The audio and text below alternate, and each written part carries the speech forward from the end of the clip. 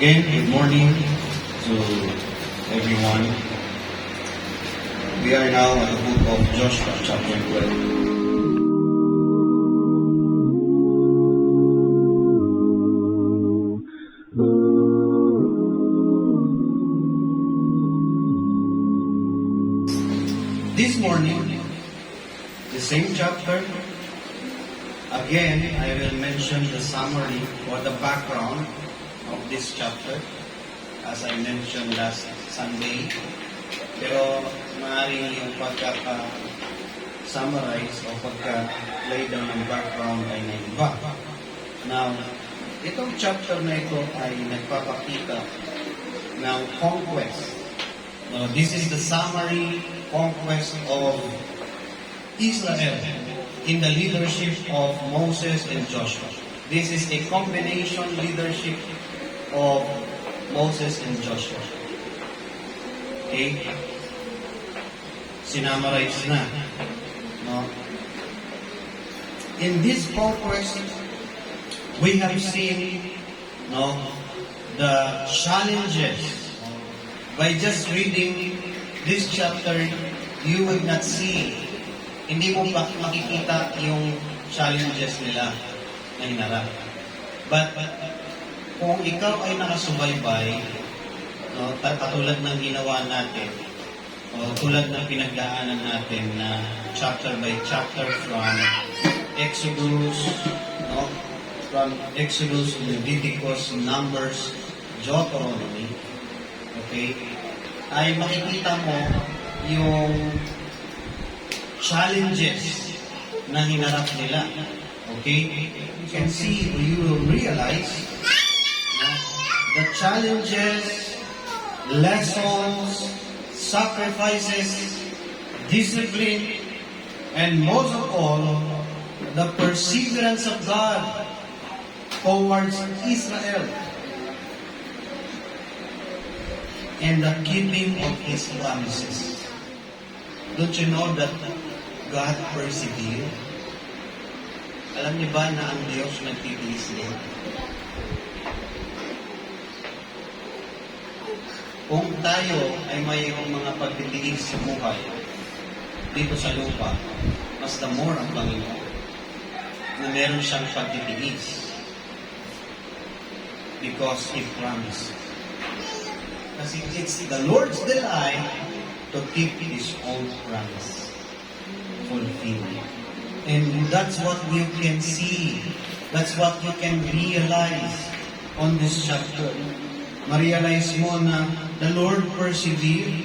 Ito na mo nagtitiis ang Panginoon sa katigasan ng ulo ng mga Israelites, sa kasamaan ng mga tao, ng mga Egyptians, ng mga Amorites, ng mga Canaanites. As we have seen, the Lord persevered. You know what? It is not the first time that the Lord persevered. Okay? During the time of Noah, during the time of before the flood, before the Lord, bago niya inunaw ang mundo na sa pamamagitan ng tubig, the Lord persevered for about 120 years, waiting for the ark to be finished. Tama?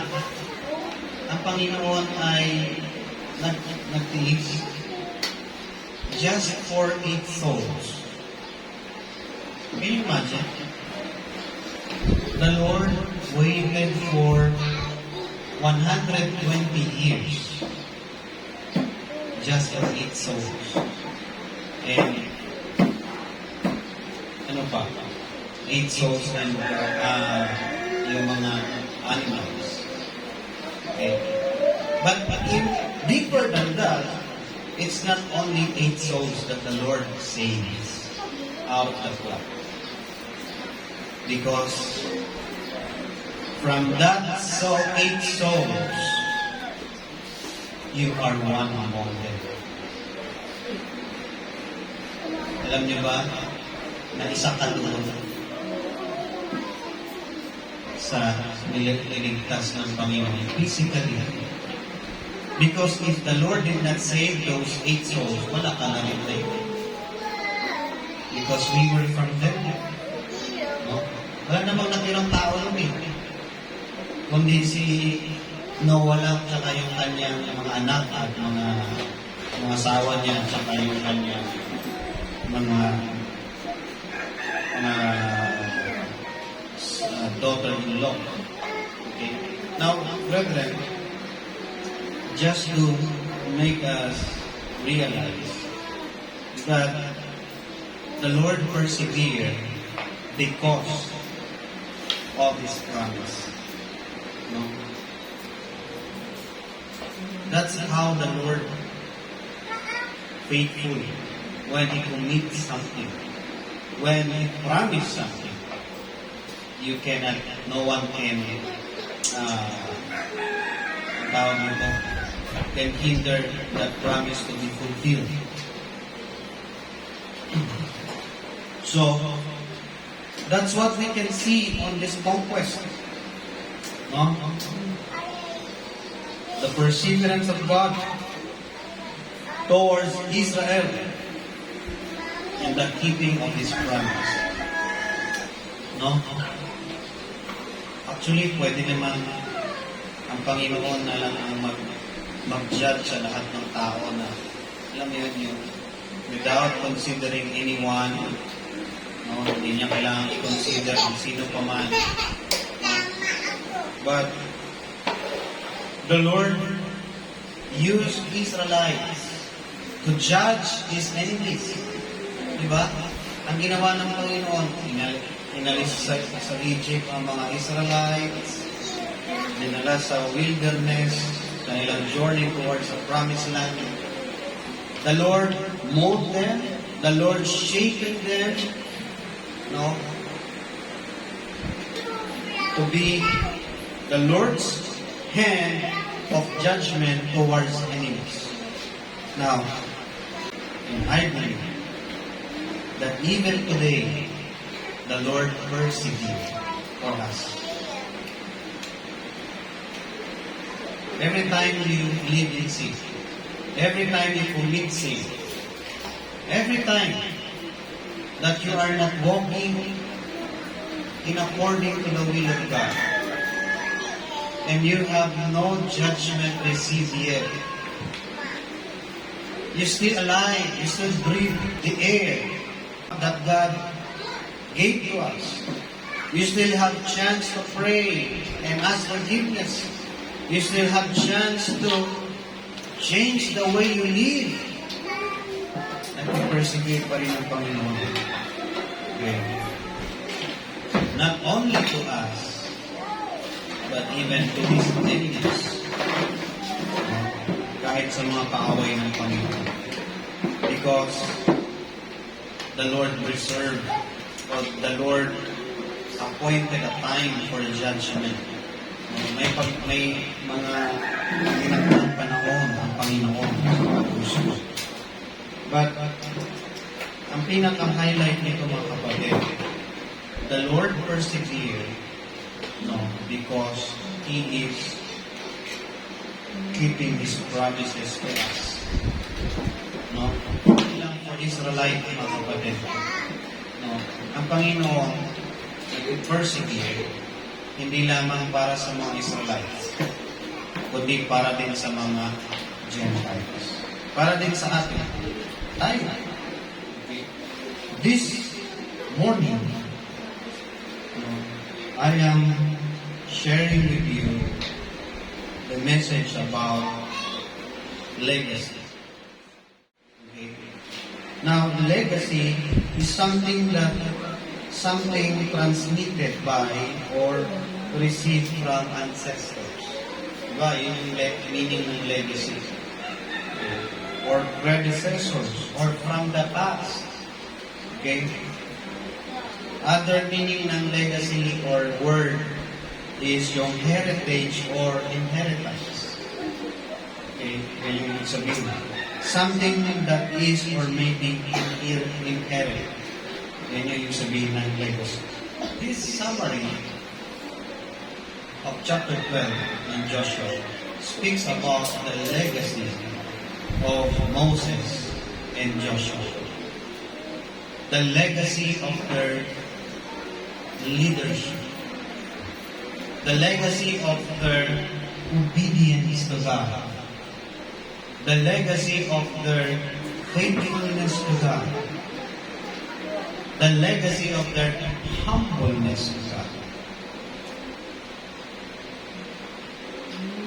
And the legacy of their faith to God. Let's take a look first of the legacy of their leadership. Moses was called by God not to be a servant, but to lead. Tama? Before, he has a lot of doubts to lead. The Lord has different way in choosing leaders. Mas gusto ng Panginoon yung walang alam. But you know what? Kay Moses, but deeper than that, makita natin that God chose a leader and He qualifies them. Katulad kay Moses, mga kapatid. It is God who qualified Moses. As we can see, the task is great. The responsibility is great. No other mentor. No one mentored Moses. Why? Because it is the Lord Himself that will mentor him. Brethren, the legacy of leadership began from the calling of God. Saan nagsisimula ang pagkakaroon ng i-establish ng legacy ng leadership? Nagsisimula ito sa pagtatawag ng Panginoon. Don't you know that? That all of us called by God into leadership. You know what? Who is the first person that you have to lead? Alam niyo ba kung sino yung unang dapat mong pangunahan? Tinawag tayo ng Diyos lahat para manguna, para mag-lead. No?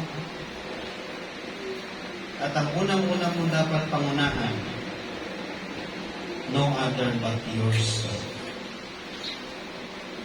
The Lord called you from darkness to light. The Lord gave you understanding. Wala ba? May understanding ka na ba? If God doesn't give it yet, then no wonder you can't lead yourself into God's will. Tama?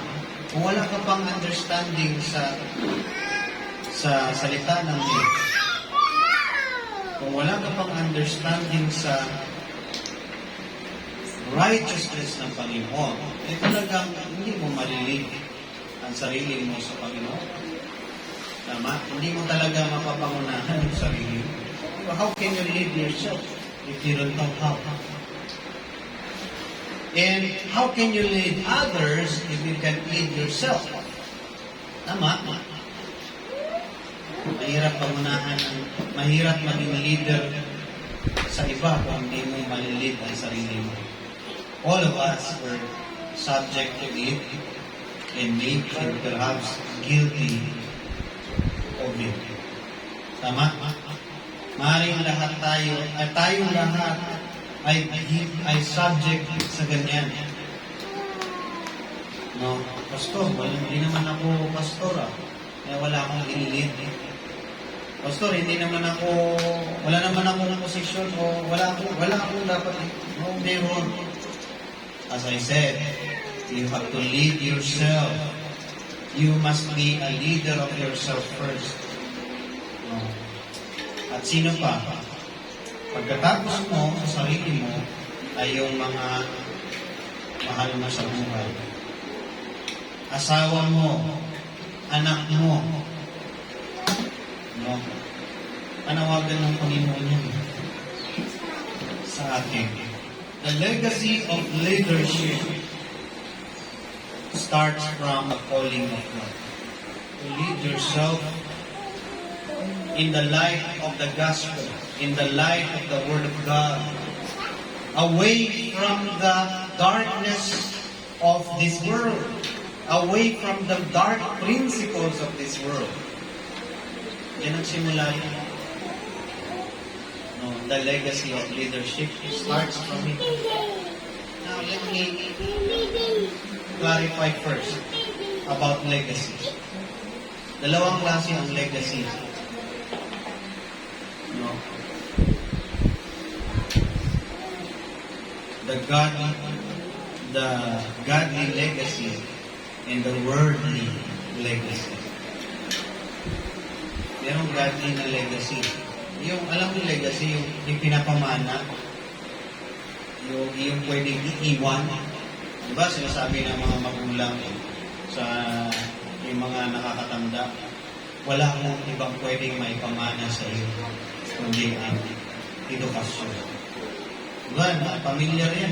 Yung talagang common yan. Famous yan na line. Diba? That education is the best legacy. Okay, pinag-aral ka na. Yung iba, yung mga magulang na hindi sila nakapagtapos, so ginagawa nila, ginagapang nila ang kanilang mga anak para makapag-aral. At sabihin nila, anak, yan na lang ang ipapamala ko sa iyo. There's a way.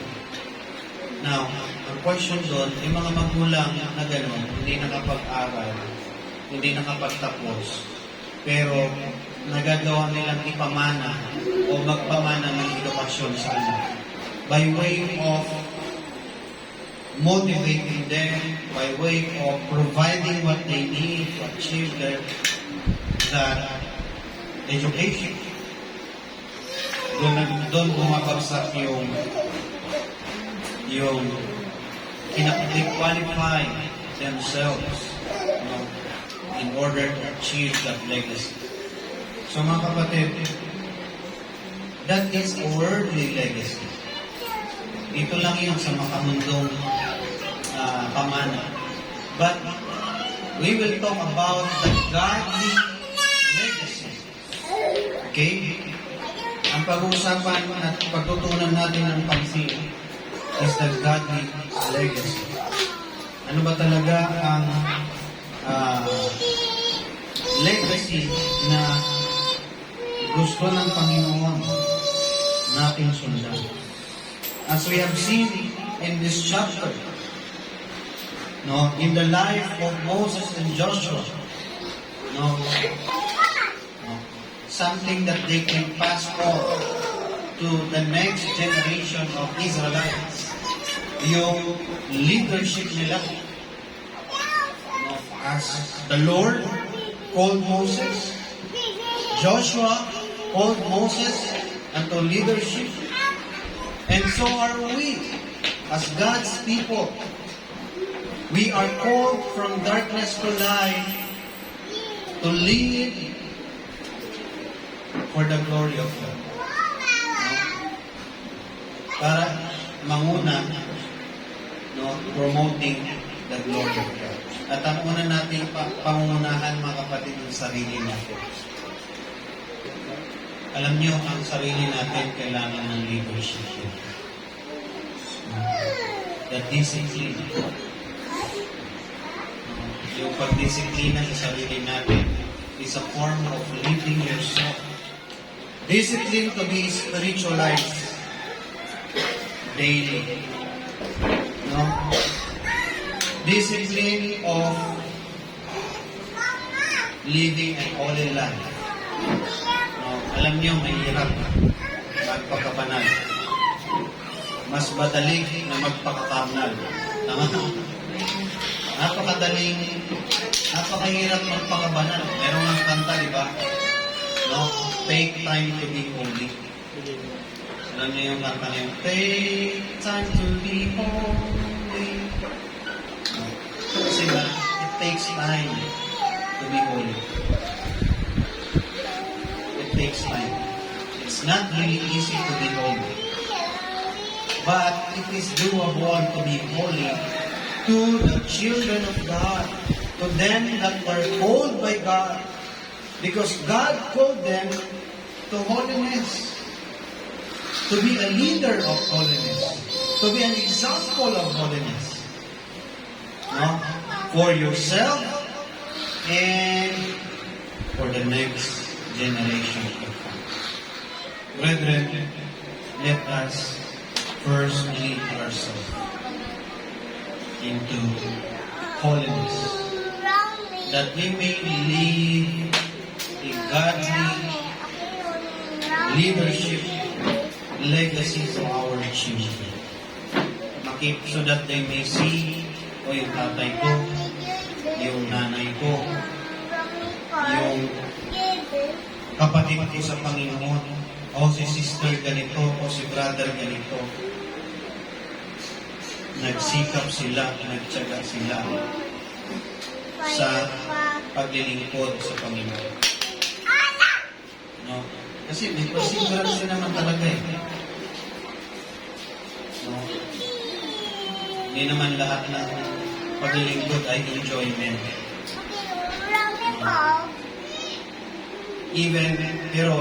Even sacrifices, even trials, we should enjoy to do it for the Lord. Katulad ng ginawa nila Moses at Joshua. Nag-iwan sila ng makadiyos na pamumuno sa mga Israelite. That is the legacy na kanilang ipinamana. No? They have a legacy of godly leadership. They were example of godly leadership. Okay? Ito naman yung kay Joshua. And these are the kings of the country which Joshua and the children of Israel smote on the side Jordan on the west, from Baal Gad in the valley of Lebanon, even to the Mount Halak that goeth up to Seir, which Joshua gave unto the tribes of Israel for a possession, according to their divisions. Another thing, Joshua and Moses leave a legacy of obedience. Tingnan natin, material yung legacy. Ang tawag ito, may malawak na lupain. Kaya lang bigas, children of God, as of today, we have to look at a more deeper legacy. Even here, makikita natin that material legacy ay madaling ay nawawala. No? The material legacy is just ang tawag nito is just the result of the outcome of the spiritual or moral legacy. Okay? Bakit ba nila na-acquire? Bakit ba nila na-enjoy or nakuha ang promise? Aside of God's promise to them. It's because sa kanilang pagsunod sa Panginoon. Disobedience is a delay of acquiring the promise of God. Kaya nga ang proseso sa kanila, tumagal. About in 40 days, naging 40 accidental. Hindi naman yun maybe part yan ng pag-mold, pag-shapen ng Panginoon sa kanila. Okay? Pero, makikita natin dito na that is material legacy, material acquirement, o material legacy to leave is just, hindi siya ganun, hindi siya kasing valuable ng spiritual legacy na pwede mong iiwan sa iyong mga tagapagmana. Alam niyo, tagapagmana natin, hindi lang yung anak mo, hindi lang yung apo mo, hindi lang yung generation mo na sa'yo by blood, but also the next generation of believers. Okay? Yan ang tagapagmana natin in a spiritual sense. Because that is more, yan ang pinaka-legacy na may mas malayong mararating. Okay? Na mas kumbaga priceless, hindi kayang tumbasa. Okay? Not only the leadership, the legacy of leadership, but the legacy of faithfulness. Moses and Joshua leave a legacy of faithfulness to the one that called them. So yan yung makikita natin dito sa kanila. No? Si Moses at saka si Joshua, nag-iwan sila ng legacy ng katapatan sa Panginoon. Okay. Na kahit maraming trials, maraming conflict, sa Panginoon pa rin sila nagtapat. Okay. Nawa, makita natin na isa rin ito sa legacy na pwede mong iwan. That is a godly legacy. Yung maging matapat ka sa Panginoon. Maging matapat ka o hindi, legacy pa rin naman yun. Kaya lang, naiiwan mo pag hindi ka nagtapat sa Panginoon, the legacy of unfaithfulness. Later, your children will look at, the next generation will look at you. Yung tatay ko, yung nanay ko, unfaithful sa Panginoon. What do you expect? How can you tell them how your legacy persuade your children to be faithful to God, wherein the testimony you leave to them is unfaithfulness, was unfaithfulness. Kasi yun yung ang legacy, yung testimony, legacy mo yan eh. Yan yung magsasabi kung ano ang gusto mo sa iyong mga anak o yung sa susunod na generations. Chapter we can see also the legacy of sacrifice. Alam nyo, ang pagtitiis, kahit maraming problema, maraming sa kabila ng mga pagsubok, no, ay isang bagay na pwede mong mag-iwan, maipamana. No? That even in times of sacrifice, in times of sa panahon ng paglilingkod mo sa Panginoon, ay nagtitiis ka. Hindi lahat comfort, hindi lahat masaya. May panahon talaga ng kalungkutan. May panahon talaga na kailangan mo mag-tiis. Pero hindi ka aalis. Hindi ka titigil sa paglilingkod sa Panginoon. Kasi ang pagtitiis, no, ang sacrifice ay ano yan, pagpapakita ng iyong pagsunod sa Panginoon. Pagpapakita yan ng iyong pagtingin mo sa bilang example ng Panginoon. Siya nga, nag-iisip. Okay. Ang Panginoon nga ay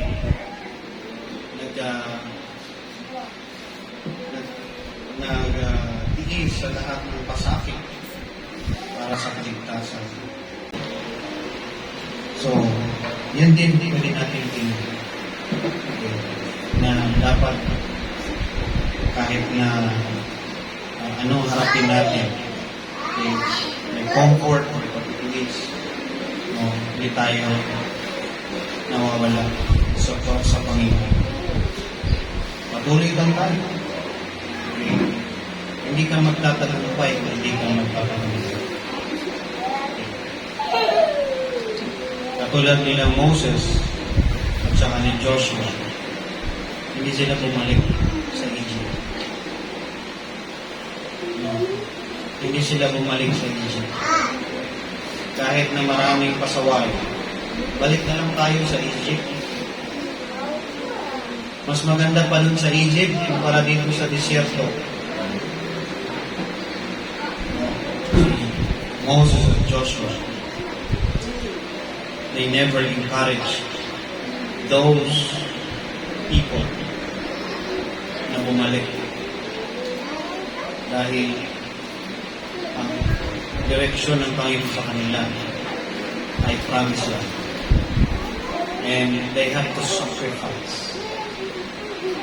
Hindi yung mga sumunod sa kanilang leader. Si Joshua, sumunod kay Moses.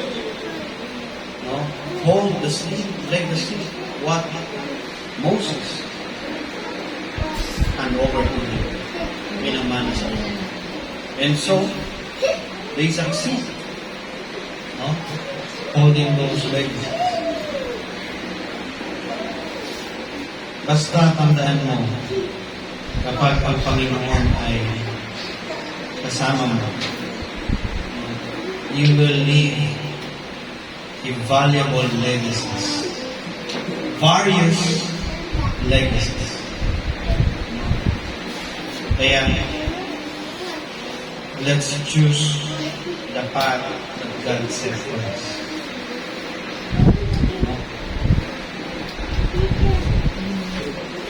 Brethren, let us walk according to the Lord's calling to us, that we may leave legacies, various legacies that give glory to God. You know what? In conclusion, that the most valuable and meaningful legacy you can leave to your children and to the next generation of believers of God is a legacy that gives glory to God.